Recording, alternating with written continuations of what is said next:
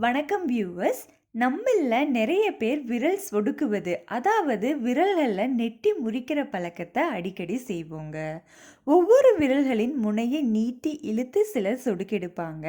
இன்னும் சிலர் தங்களது முட்டியை இறுக்கமாக மூடி அல்லது 5 விரல்களையும் பின்னோக்கி வளைத்து நெட்டி முறிப்பாங்க. இதைவிட சிலர் மனக்கலக்கம் மற்றும் பதட்டமாக இருக்கும் போது கூட அதிகமாக விரல்களில் சொடுக்கிடுப்பாங்க. இப்படி விரல்களை சொடுக்குதலின் போது ஒரு விதமான சத்தம் கூட ஒரு முறை வெளிப்படுங்க. இப்படி நெட்டி முறிப்பதால இந்த சத்தம் எதனால் உருவாகுது, அப்படி நெட்டி முறிக்கிறது நல்லதா மற்றும் அதனால் ஏற்படக்கூடிய பின் விளைவுகள் பற்றி தான் இந்த பதிவில் நம்ம பார்க்க போகிறோம். உங்களுக்கு எங்கள் சேனல் வீடியோஸ் பயனுள்ளதாக இருந்தது அப்படின்னா எங்கள் சேனலை சப்ஸ்கிரைப் பண்ணுங்க. அப்படியே பக்கத்தில் இருக்க பெல் ஐக்கானையும் கிளிக் பண்ணிக்கோங்க. நாங்கள் போடுற வீடியோ உடனடியாக உங்களுக்கு கிடைக்கும். முதல்ல நெட்டை எடுக்கிறதுனால சத்தம் எப்படி உருவாகுது அப்படின்னு பார்க்கலாம். எலும்பு முட்டிகளில், அதாவது இணைப்புகளில் எலும்புகளோட உராய்வை தடுக்க ஒரு நீர்மம் இருக்குங்க. இந்த நீர்மத்தை நம்ம சினோவியல் நீர்மம் அப்படின்னு சொல்கிறோம். இந்த நீர்மத்தில் இருக்க வாயுக்களில் சிறு நுண்ணிய குமிழிகள், அதாவது பபிள்ஸ் உருவாகும்.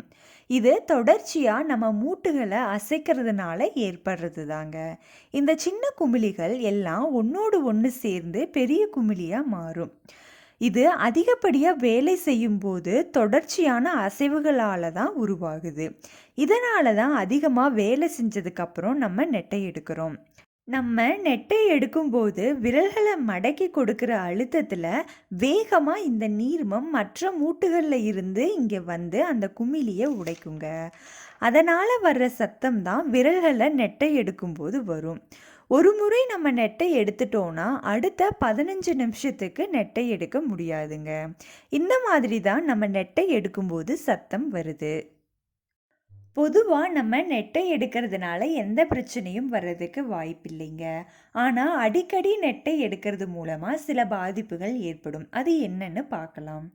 அடிக்கடி நெட்டை முறிப்பதால் கை வீக்கம், தசைநார் பாதிப்பு, கையின் பிடிமானத்தன்மை குறைவு போன்ற பிரச்சனைகள் எல்லாம் ஏற்படும். அடுத்து விரல்களில் ஏற்படும் வலியை தடுக்க விரல்களில் நெட்டை எடுக்கிறது மிகவும் ஆபத்தானதுங்க. விரல்களை அடிக்கடி நெட்டை எடுத்தால் விரல்களுக்கு செல்ல வேண்டிய நரம்புகளோட வளர்ச்சி பாதிக்கப்படும்.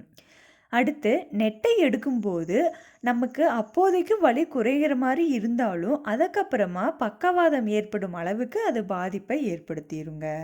அதே மாதிரி அடிக்கடி நெட்டை எடுத்தால் மூட்டு இணைப்புகளை சுற்றி இருக்கிற மெல்லிய தசைகளுக்கும் பாதிப்பை ஏற்படுத்தும். கம்ப்யூட்டர் மற்றும் டைப்ரைட்டிங்கில் வேலை செய்கிறவங்க தான் விரல்களை அதிகமாக பயன்படுத்துவாங்க.